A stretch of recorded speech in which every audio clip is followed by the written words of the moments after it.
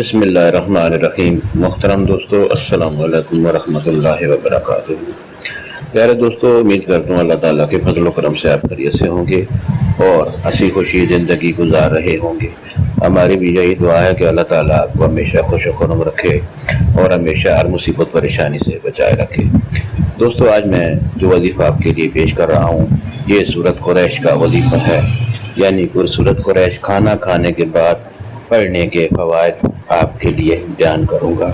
دوستو، یہ وظیفہ پسند آنے کی صورت میں اور دوستوں سے بھی شیئر کریں اور مہربانی فرما کر یہ چینل بھی سبسکرائب کریں اور پسند آنے کی صورت میں نیچے لائک پر ضرور کلک کریں تاکہ ہماری بھی حوصلہ افزائی ہو اور آپ کے لیے دعا گو رہیں۔ دوستو، آج کا وظیفہ اور طریقہ۔ دوستو، آج کا وظیفہ سورۃ قریش کے بارے میں ہے، یعنی جو بھی آپ کھانا کھائیں اس کے بعد آپ 3 بار الحمدللہ پڑھیں۔ الحمدللہ 3 بار کہیں، اللہ کا شکر ادا کریں۔ اس کے بعد درود شریف پڑھ کر آپ سورۃ قریش کی تلاوت کریں۔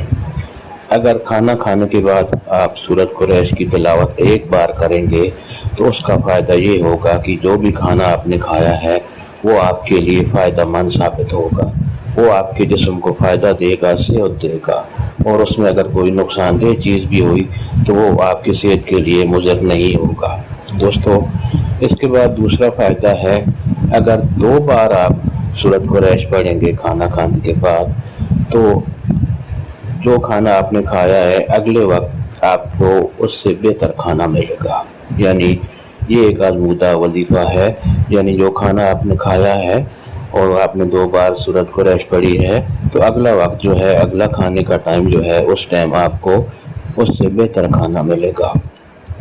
اور اگر آپ سورۃ قریش 3 بار پڑھیں گے تو اس کا فائدہ یہ ہے کہ آپ کی آنے والی 7 نسلیں جو ہیں وہ کبھی غربت کا شکار نہیں ہوں گی، ان پر کبھی کوئی فاقہ نہیں آئے گا اور آپ کی ہر پریشانی مصیبت انشاءاللہ دور ہوگی۔